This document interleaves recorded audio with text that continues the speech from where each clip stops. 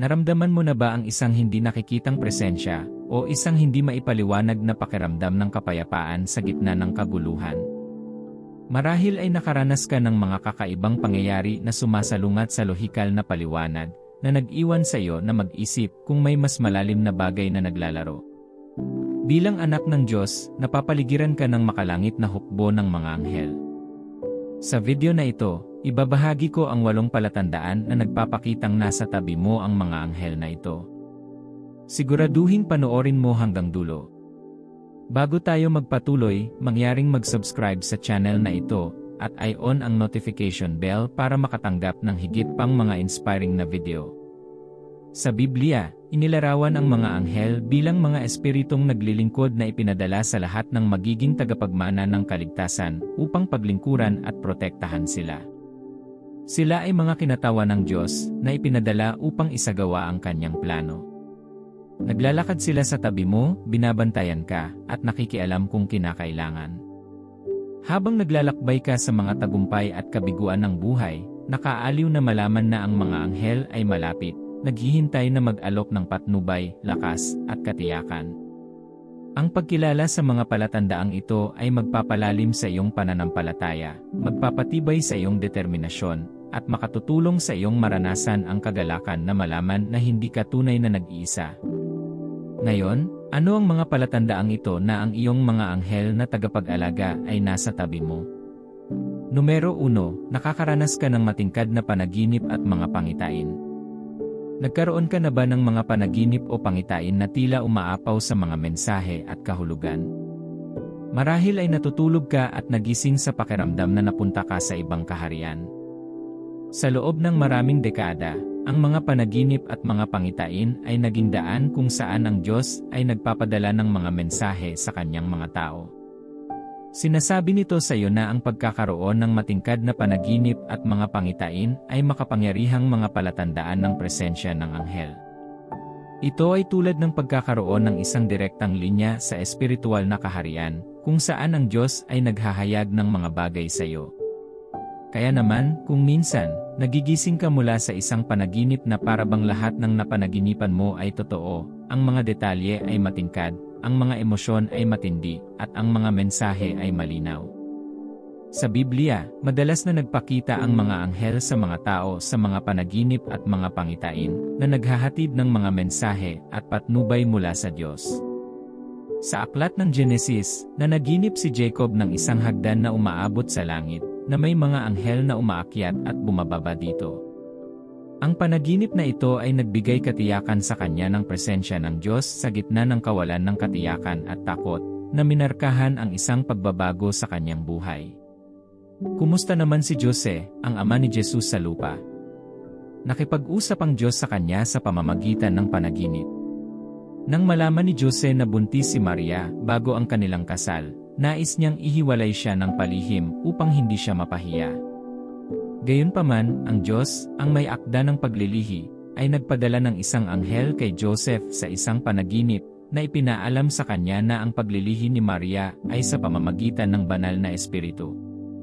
Sinasabi sa Mateo 1:20, ngunit pagkatapos niyang mapag-isipan ito, nagpakita sa kanya ang isang anghel ng Panginoon sa panaginip at nagsabi, Jose, anak ni David, huwag kang matakot na kunin si Maria bilang iyong asawa, sapagkat ang ipinaglihi nasa kanya ay mula sa banal na espiritu.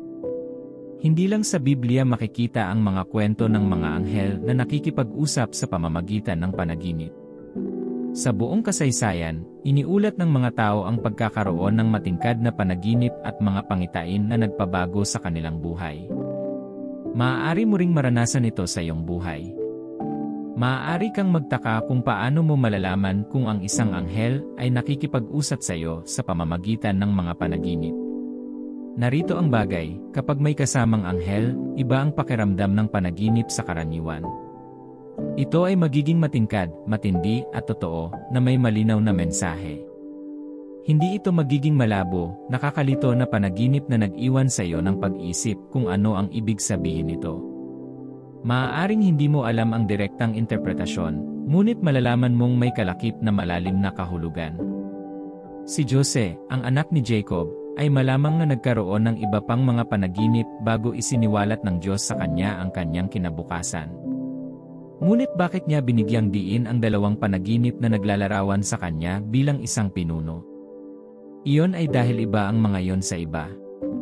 Kung lumilipat ka sa isang mundo ng matingkad na mga pangarap at pangitain, tumuon sa mga mensaheng ipinaabot sa pamamagitan ng karanasang ito. Yakapin ang sandaling ito bilang isang banal na regalo na nagtutulak sa iyo sa isang mas malalim na koneksyon sa mga makalangit na hukbo. Huwag ipagwalang bahala ang mga ito bilang iyong imahinasyon na tumatakbo ng ligaw. Kung gagawin mo, baka mawala ka sa iyong malaanghel na pagbisita. Pangalawa, nakatanggap ka ng hindi inaasahang tulong o patnubay. Laging nais ng Diyos na tiyakin na walang sinuman sa kanyang mga anak ang ma-stranded. Kapag kailangan mo ng patnubay, ipinapadala niya ang kanyang mga anghel upang gabayan ka sa bawat hakbang ng daan. Ito ay isa pang palatandaan na ang isang anghel ay malapit sa iyo.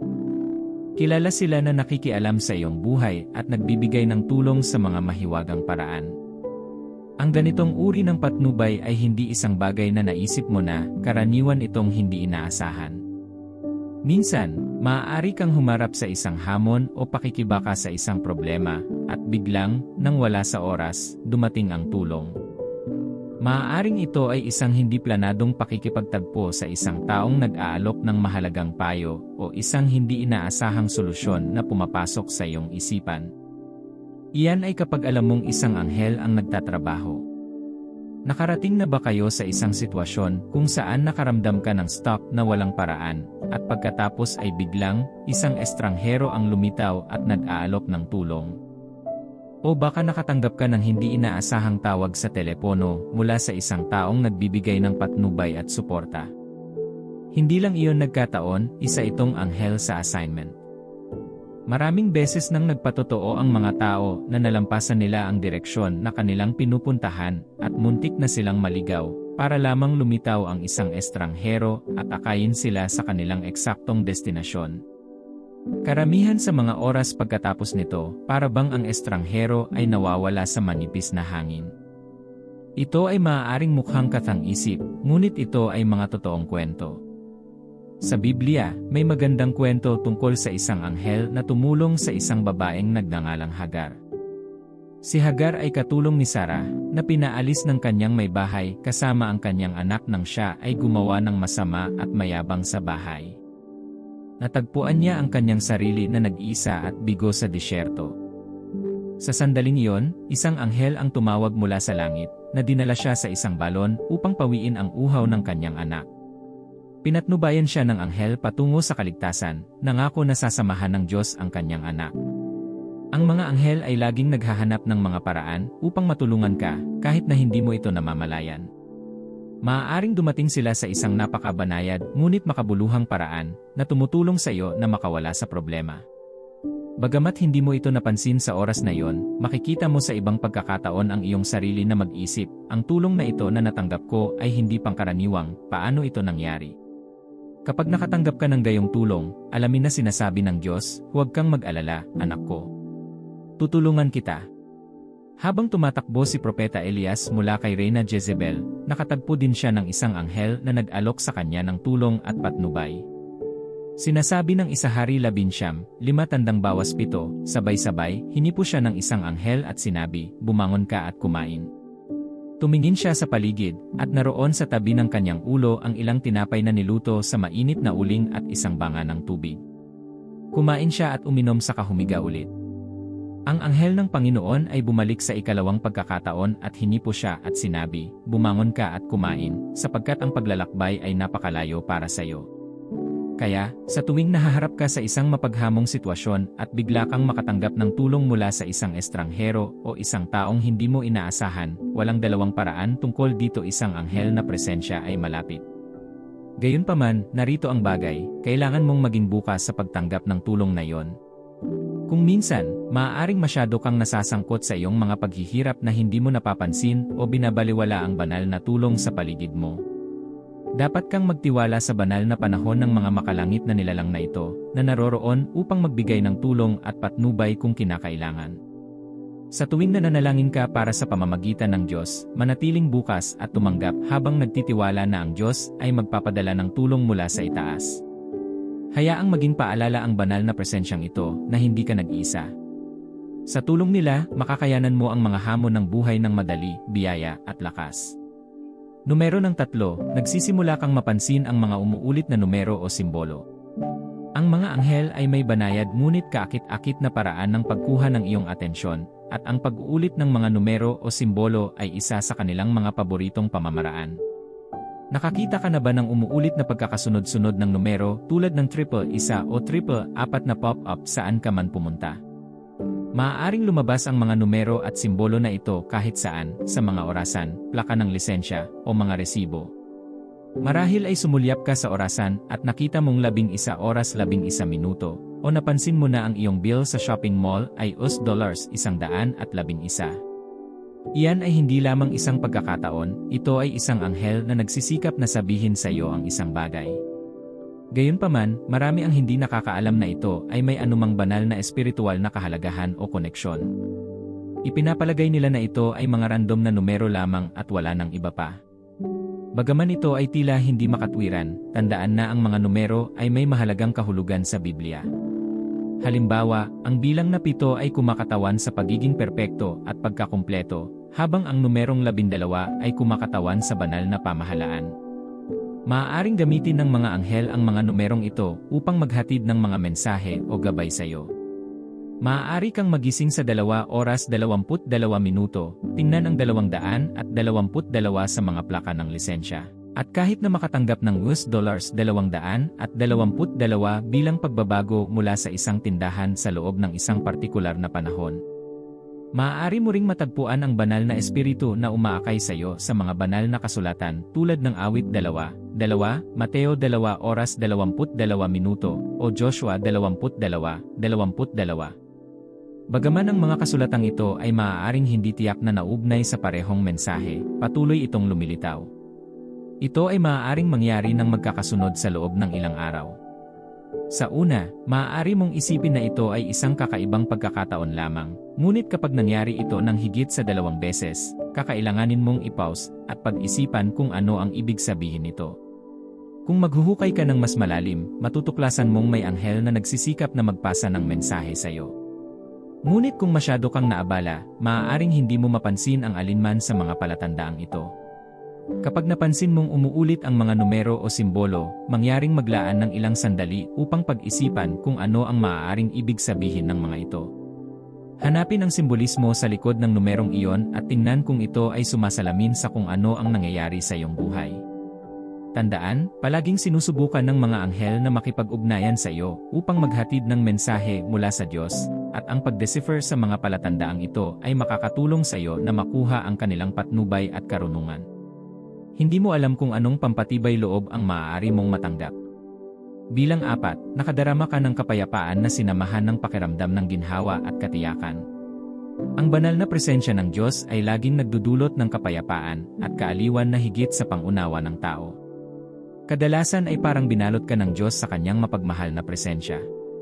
Ang mapayapang pakiramdam na ito, na may pakiramdam ng kaginhawahan at katiyakan, ay isang palatandaan din na ang isang anghel ay malapit sa iyo. Kadalasan, ang buhay ay nagiging napakabigat, na may mga alalahanin na nagpapabigat sa iyong puso. Sa gitna ng lahat ng ito, kapag bigla kang nakaramdam ng banayad na katahimikan, tulad ng malamig na simoy ng hangin na umiihip sa bawat bahagi ng iyong pagkatao, alam mong may mangyayaring hindi ka panipaniwala. Iyan ay kapag alam mong malapit na ang isang anghel, nag-aalok sa iyo ng kapayapaan at katiyakan ng presensya ng Diyos. Hindi ito nangangahulugan na ang iyong mga problema ay naayos na lahat. Sa halip, ipinapakita nito na alam ng Diyos ang nangyayari sa iyong buhay. Maaaring tila niloloko ka ng iyong isip, ngunit hindi, ito ay isang malaanghel na presensya, umaaliw at nagbibigay katiyakan sa iyo na ang Diyos ang iyong laging tumutulong sa problema. Sinasabi sa Filipos 4:6, huwag kayong mabalisa sa anumang bagay, ngunit sa bawat sitwasyon, sa pamamagitan ng panalangin at pagsusumamo, na may pasasalamat, iharap ang inyong mga kahilingan sa Diyos. At ang kapayapaan ng Diyos, na higit sa lahat ng pagkaunawa, ay magbabantay sa inyong mga puso at sa inyong mga pag-iisip kay Kristo Jesus. Kung sakaling makaramdam ka ng pagkabalisa o takot sa anumang bagay, huwag magpanik, ipagdasal mo ito. Ang mga anghel ay palaging nakastandby, naghihintay sa Diyos na bigyan sila ng go-ahead upang iligtas ang iyong kaluluwa mula sa problema. Ang kanilang presensya ay laging nagdudulot sa iyo ng kinakailangang kapayapaan.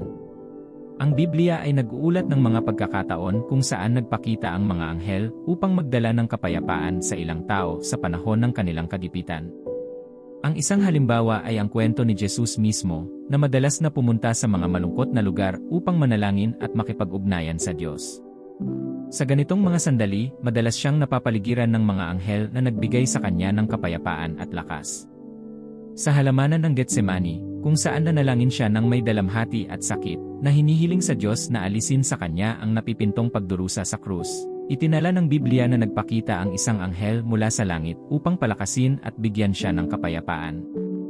Ang isa pang halimbawa ay si Maria, ang ina ni Jesus.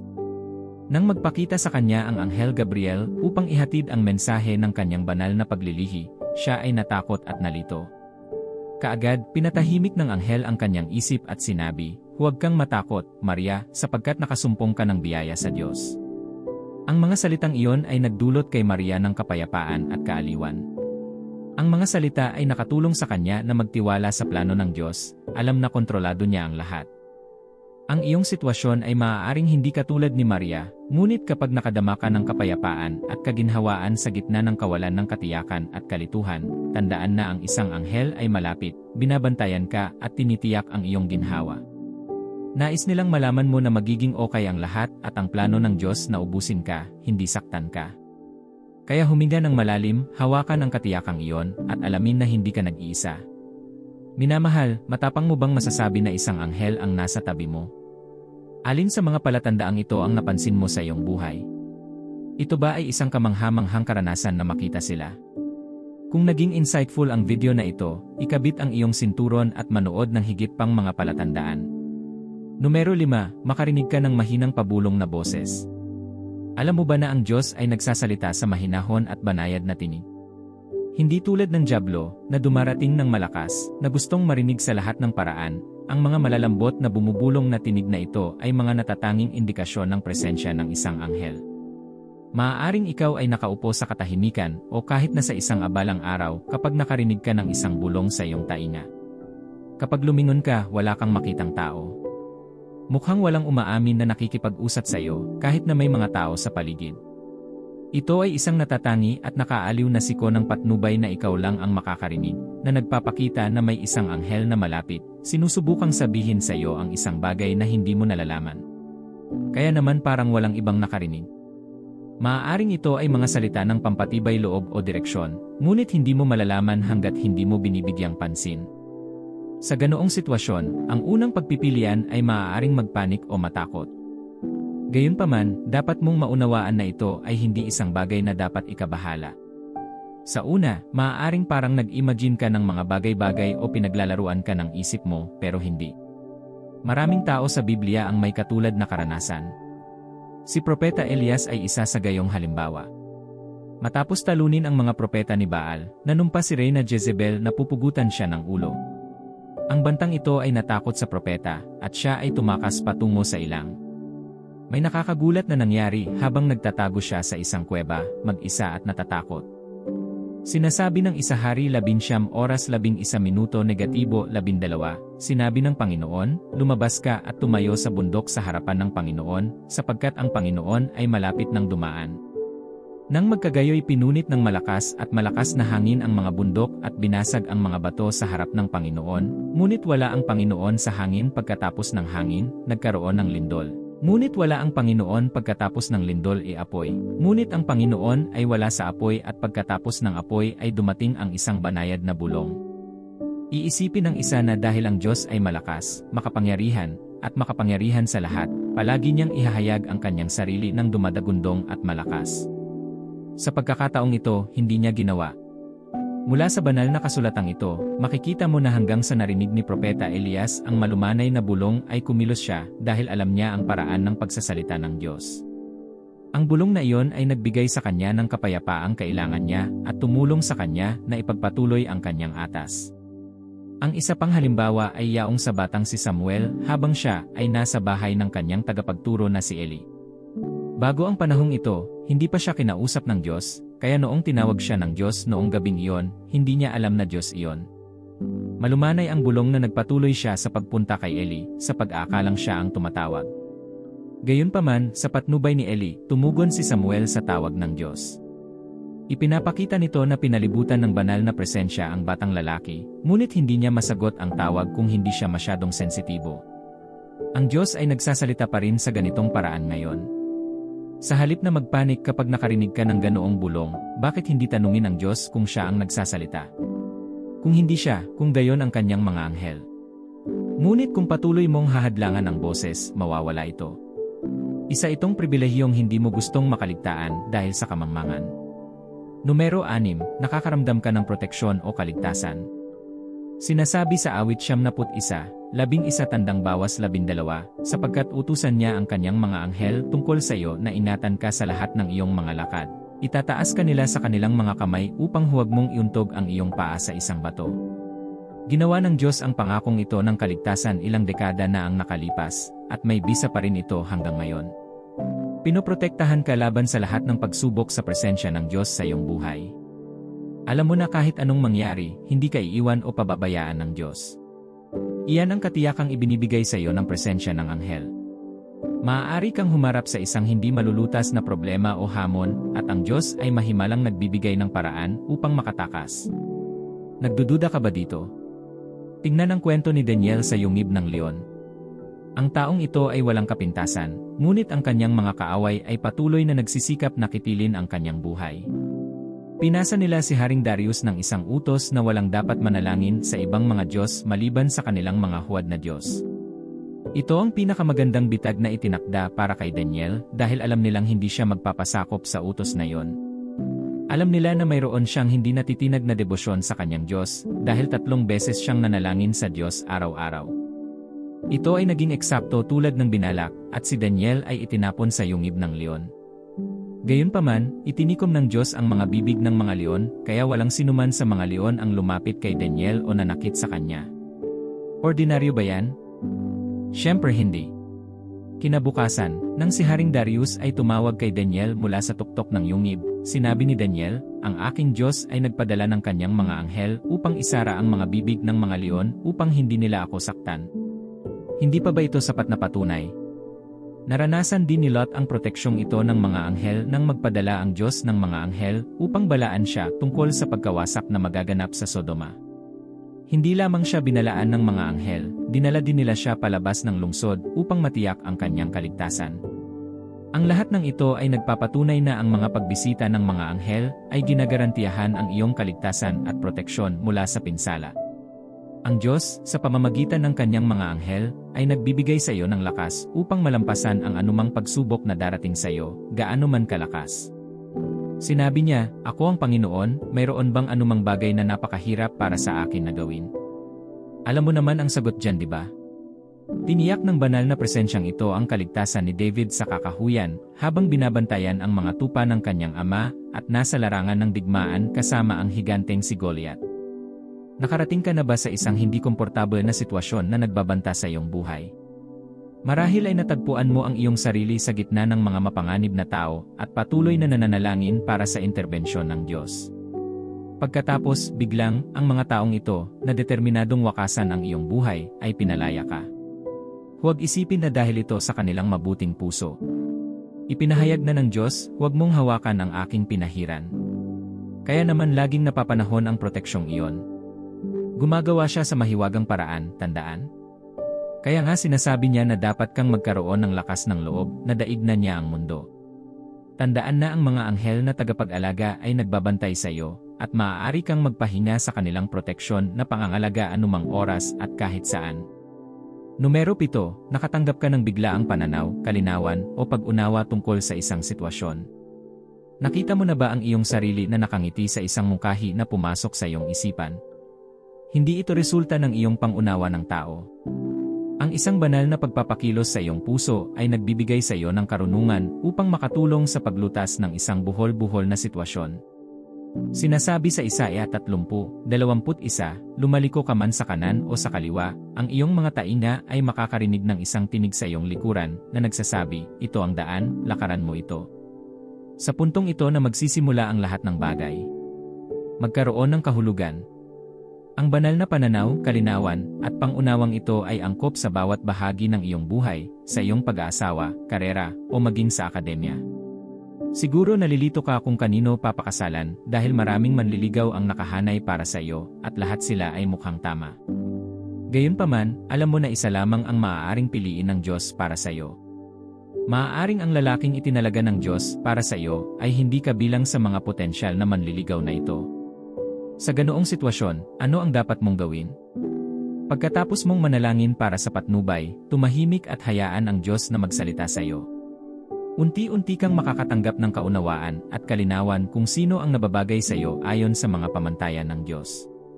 Para bang ang isang belo sa wakas ay natanggal sa iyong mga mata na nagpapahintulot sa iyo na makakita ng mas mahusay. Matutuklasan mo na ang mga taong tila potensyal na manliligaw ay hindi umaayon sa kalooban ng Diyos, ngunit ang iyong itinalaga ng Diyos na kapareha ay akmang-akma sa paraang nais ng Diyos. Ang presensya ng anghel ay nagbibigay liwanag sa iyong landas at gagabay sa iyo kung saan ka itinakda ng Diyos. Maaari kang magtaka kung bakit hindi sinasagot ang iyong mga panalangin kung paano mo gustong mangyari ang mga ito, ngunit sa pagdalaw ng anghel, magiging malinaw ang lahat. Ang kailangan mo lang gawin ay magtiwala sa Kanya. Huwag magmadali upang gawin ang mga bagay sa iyong paraan. Sinasabi ng Biblia na dapat kang magtiwala sa Panginoon ng buong puso at huwag manalig sa iyong pangunawa at Kanyang ituturo ang iyong landas. Kung ito ay isang desisyon tungkol sa iyong karera, magtiwala sa Kanya. Ang iyong desisyon ay maaaring mukhang ang pinakamahusay, ngunit ito ay hindi. Kaya nga sabi ng aklat ng Kawikaan, may daan na tila matuwid sa tao, ngunit ang wakas ay pagkasira. Sa esensya, ang paghihintay sa Diyos para sa kaunawaan at kalinawan ay palaging mabuti. Mas mabuting maghintay sa utos ng Diyos bago magdesisyon kaysa magmadali at magsisi sa huli. Kapag bigla kang nakakuha ng pananaw, kalinawan, at pag-unawa tungkol sa isang sitwasyon, ito ay isang magandang senyales na ang isang anghel ay malapit na gumagabay sa iyo patungo sa tamang landas. Nais ng mga anghel na malaman mo na mayroon kang kapangyarihang gumawa ng matalinong mga desisyon at harapin ang mga hamon ng buhay ng may kumpiyansa. Kaya magtiwala sa pananaw na iyon at alamin na hindi ka nag-iisa. Tandaan, ang mga anghel ay mga mensahero ng Diyos at ang kanilang patnubay ay laging magagamit mo. Numero 8, nakikita mo ang mga kaaya-ayang pabango na walang pisikal na pinagmulan. Kadalasan, ito ay tila kakaiba, ngunit ito ay nagtataglay ng espiritual na kahalagahan. Sa Biblia, ang mga pabango at pabango ay kadalasang naugnay sa presensya ng Diyos o ng Kanyang mga anghel. Sila ay simbolo ng panalangin, pagsamba at pagsamba sa Diyos. Halimbawa, nang makita ni Propeta Ezekiel ang isang pangitain tungkol sa trono ng Diyos, inilarawan niya ang matamis na halimuyak ng insenso na pumupuno sa hangin.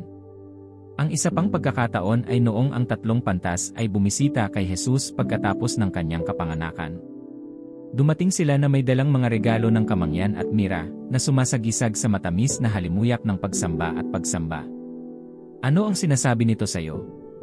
Ang pagdama ng mga kaaya-ayang halimuyak na walang pisikal na pinagmumulan ay isang mapangakit na palatandaan na ang isang anghel ay nasa tabi mo na pinupuno ang iyong buhay ng tamis at kagalakan. Alam mo, kung minsan maaari mong gawin ang iyong araw nang bigla kang makaamoy ng isang magandang pabango. Maaaring ito ay mga rosas o vanilla, ngunit walang maliwanag na pinagmulan ng halimuyak. Maaaring pakiramdam na ito ay iyong imahinasyon, lalo na kung walang ibang nakakaunawa nito. Sa pamamagitan nito, alam mong malapit na ang isang anghel na nagdadala ng ugnayan ng langit sa iyong buhay. Mahal na anak ng Diyos, habang tinatahak mo ang paglalakbay sa buhay, maaari kang makatagpo ng mga pagliko at pagliko na mag-iwan sa iyo ng kawalan ng katiyakan at takot. Gayunpaman, lakasan mo ang iyong loob dahil ang mga anghel ay mga mensahero ng presensya ng Diyos na ipinadala upang aliwin at gabayan ka sa mga pagsubok sa buhay. Ang kanilang presensya ay isang pagpapalang hindi nasusukat, ito ay isang paalala ng pagmamahal at pangangalaga ng Diyos. Habang ginagawa mo ang iyong pang-araw-araw na buhay, laging maging tanggap sa presensya at patnubay ng anghel dahil maaaring dumating ito nang hindi mo inaasahan. Sinasabi sa awit 34:7, ang anghel ng Panginoon ay nagkakampo sa palibot ng mga nangatatakot sa kanya, at kanyang iniligtas sila. Naway maging gabay mo ang pangakong ito sa iyong paglalakbay sa buhay, at hayaan itong maging paalala na hindi ka nag-iisa. Sabihin ang panalangin ito. Makapangyarihang Diyos, ang sinaunang mga araw, salamat sa iyong banal na presensya sa aking buhay, na nag-aalok sa akin ng patnubay, proteksyon, at probisyon. Kinikilala kita bilang ang nagbibigay ng lahat ng magagandang regalo, at kinikilala ko na ang lahat ng mayroon ako ay mula sa iyo. Nagpapasalamat ako sa iyong kamay sa trabaho sa aking buhay. Mahabaging Diyos, inaamin kong nagkulang ako sa iyong kaluwalhatian. Patawarin mo sana ang aking mga pagkakamali at pagkukulang at linisin mo ako sa lahat ng kalikuan. Ayokong maging kasuklam-suklam sa iyo ang aking panalangin. Tulungan mo akong talikuran ang aking mga kasalanan upang magawa ko lamang ang ikalulugod mo. Makapangyarihang manunubos, hinahangad ko ang iyong presensya at patnubay ngayon ng may mapagpakumbabang puso at sumuko. Nagpapasalamat ako sa regalo ng buhay at sa pangako ng iyong pagmamahal at pangangalaga. Sa pagharap ko sa mga ups and downs ng buhay, naaalala ko na hindi ako nag-iisa dahil ipinangako mo na palagi kang makakasama.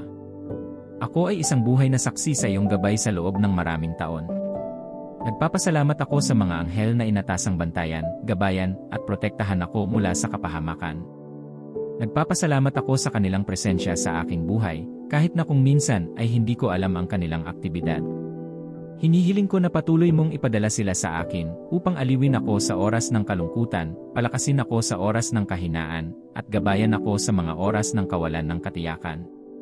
Salamat sa pagsisiwalat ng mga palatandaan ng kanilang presensya. Simula ngayon, magiging tanggap na ako at laging handang yakapin ang presensya nila. Panginoon, mangyaring gamitin ang iyong mga anghel upang ilapit ako sa iyo. Sa pamamagitan ng mga malaanghel na pakikipagtagpo na ito, mangyaring palalimin ang aking pananampalataya at dagdagan ang aking pagtitiwala sa iyo. Hayaan mong lagi nilang ipaalala sa akin ang iyong mga pangako upang ako ay manindigan sa iyong salita at hindi matitinag sa mga pangyayari sa buhay. Mangyaring, Panginoon, hayaan silang protektahan at protektahan ako mula sa mga pag-atake ng dyablo. Palibutan mo ako ng iyong makalangit na hukbo upang hindi ako maranasan ng kasamaan. Habang sinisikap kong palalimin ang aking relasyon sa iyo, mangyaring ipadala ang iyong mga anghel upang bigyan ako ng kapangyarihan upang matupad ang iyong layunin. Hayaang palagiang ipaalala sa akin ng kanilang presensya na napagtagumpayan mo na ang mundo at binigyan mo ako ng kapayapaan. Pakisuyong pag-alab ang apoy sa aking dambana ng panalangin at tulungan akong maging masigasig. Tulungan mo akong magnilay-nilay sa iyong salita upang malaman ko kung paano ka gumagawa. Tulungan mo akong gawin itong pamantayan para sa aking buhay. Higit sa lahat, Panginoon, saliksikin mo ako mula sa loob at labas. Kung mayroong anumang bagay sa aking buhay na hahadlang sa mga pagdalaw ng mga anghel na ito, mangyaring alisin ito. Habang naglalakad ako kasama mo, hinihiling ko na gamitin mo ako para magdala ng pag-asa at liwanag sa mga nakapaligid sa akin. Hayaang makaapekto ang malaanghel na presensyang ito sa buhay ng lahat ng kakilala ko. Mangyaring gawin akong isang sisidlan ng iyong pag-ibig at isang patotoo ng iyong katapatan. Salamat, Panginoon, sa regalo ng mga anghel sa aking buhay. Mula ngayon, hayaan mo akong maranasan ang higit pa sa mga pagbisitang ito, at hayaang magbago ang aking buhay para sa kabutihan. May tiwala ako, alam kong narinig mo at sasagutin mo ako. Hinihiling ko ang lahat ng ito sa pangalan ni Jesus. Amen. Kung nabiyayaan ng video na ito ang iyong kaluluwa, mangyaring mag-subscribe, pindutin ang like button, mag-drop ng komento, at ibahagi sa iyong mga kaibigan.